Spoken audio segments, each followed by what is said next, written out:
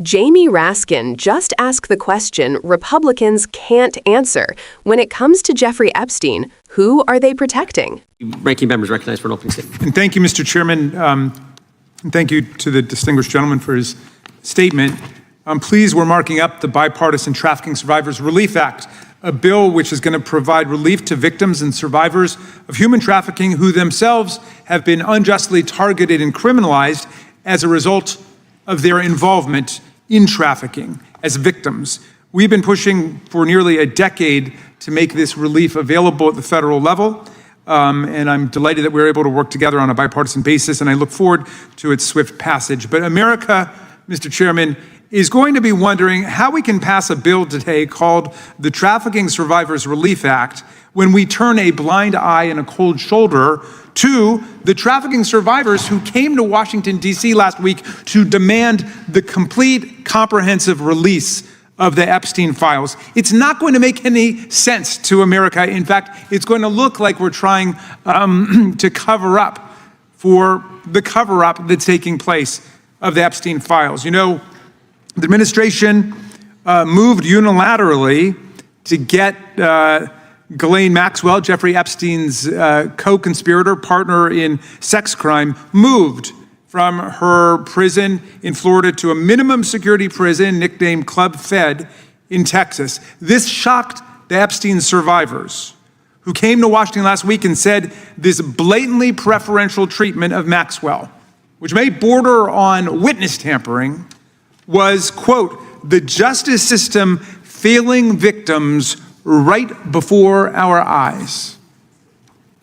But this isn't just about Jeffrey Epstein or Ghislaine Maxwell. I mean, who's being protected by the members of Congress who refuse to sign on to the discharge petition? By the way, we have a new member of Congress today from Virginia who has just come to join us. And he's adding his name to the discharge petition. That means any one of my colleagues on the Republican side can be the deciding signature on the discharge petition.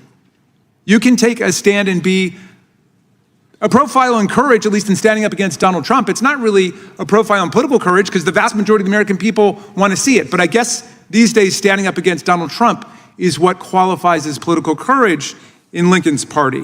But look who's being protected if you don't sign it. Well, all of those who abused children right alongside Jeffrey Epstein. All of his unnamed, unidentified co-conspirators who were protected by Alex Acosta's original corrupt bargain immunity agreement. All those people are being protected by your silence, your passivity. All of the banks, like Deutsche Bank, which allowed, facilitated, and failed to report the transactions that allowed this massive child trafficking ring to proceed. Millions and millions of dollars moving around the country to give to the girls, to cover it up, to pay people off. And then the modeling agencies that were used as a big cover story to traffic and abuse these children. That's who's being protected by your complicity with this new plot after Donald Trump performed a U-turn and decided, no, he didn't want the Epstein files out anymore. But that's not all, because this administration has been systematically dismantling 25 years worth of bipartisan progress made in combating trafficking and in protecting the victims and survivors, all while claiming they're making America safe again. But they're starving the offices and programs of funding and of staffing, and they've made it much harder to prosecute child traffickers and sex offenders. In February, the DOJ's Office on Violence Against Women removed all information on funding opportunities against human trafficking from the website. In April, the DOJ's Office of Justice Programs terminated hundreds of grants awarded to state and local law enforcement, defunding the police, and nonprofit groups that help survivors of sexual and domestic violence. Take the Hope and Healing Survivor Resource Center, based in the chairman's beautiful home state of Ohio. Hope and Healing provides emergency shelter, crisis services, and support to survivors of domestic violence, sexual assault, and human trafficking, including women like Casey, a stay-at-home mom who found a loaded pistol and 2 shotguns hidden in her house just days after her husband sexually assaulted her. Hope and Healing was able to get Casey and her kids out of the house and helped her to land on her feet. Federal grants make up 75% of that group's budget.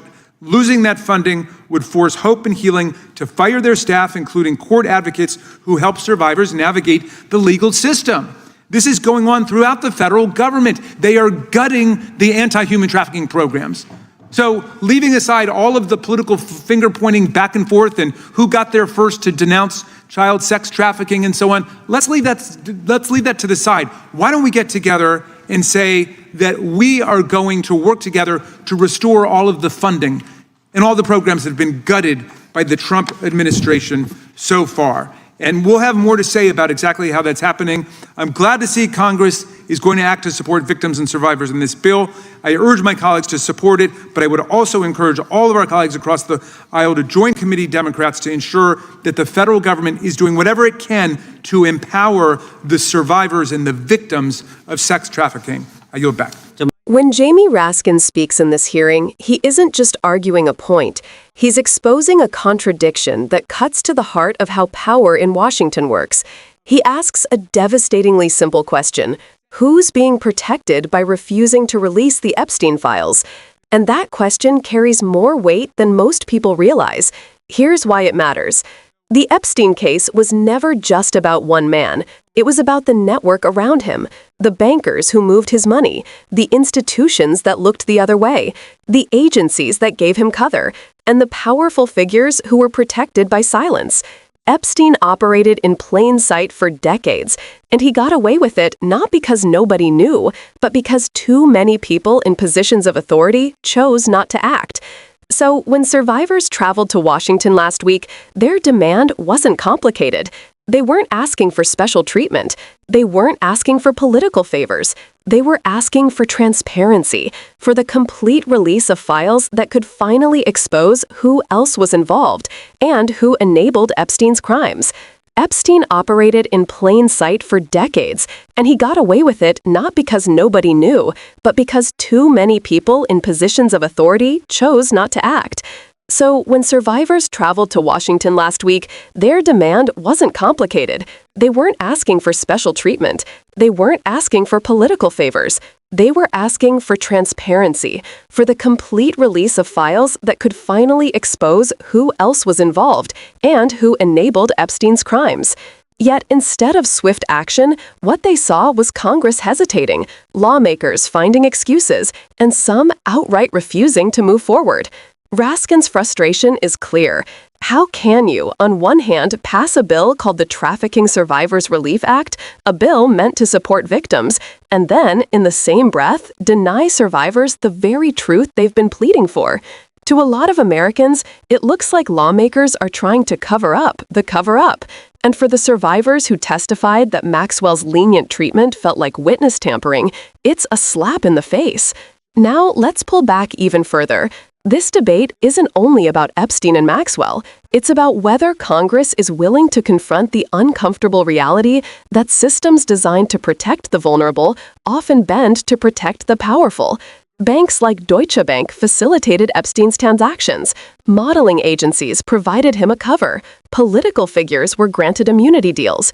If Congress refuses to release the files, they're not just protecting Epstein's legacy, they're protecting an entire infrastructure of exploitation. And here's the hypocrisy that Raskin calls out. Many of the same lawmakers resisting transparency were once vocal about wanting accountability. But once Donald Trump shifted his position, so did they. Transparency stopped being a principle and became a political bargaining chip. That's why Raskin says this is no longer about profiles and political courage. It's about whether you're willing to stand up to Trump even when the majority of Americans, across party lines, want these files released. But there's another layer here too. Over the past several years, federal programs that once supported trafficking victims have been gutted. Grants that funded shelters, legal advocates, and survivor services have been slashed. Organizations like Hope and Healing in Ohio, groups that provide shelter for women escaping abuse, are being forced to cut staff and close programs. Survivors are being abandoned at the very moment when transparency is needed most and when funding should be increased. The rug is being pulled out from under them. So when Jamie Raskin says who's being protected, he's not just pointing a finger at Republicans in that room. He's forcing us all to confront the uncomfortable truth. Protecting Epstein's enablers means betraying survivors. Protecting political power means betraying the public. And if Congress continues to hide behind excuses, the cost isn't just political, it's human. Survivors pay that price every day. That's the heart of this issue. Survivors of trafficking already had their voices stolen by abusers. Now they're watching politicians steal their chance at justice. That's why this hearing matters. That's why Raskin's question lingers. Because unless lawmakers act, unless they sign the discharge petition, the answer to who's being protected is clear, not the victims. And this is where you come in. If survivors can summon the courage to speak out after everything they've endured, then the least we can do is echo their voices. Don't let politicians bury this story. Don't let the files stay hidden. Keep asking the question Jamie Raskin asked on the record, who's being protected? And if the answer is anything other than the survivors, then it's time to hold those in power accountable.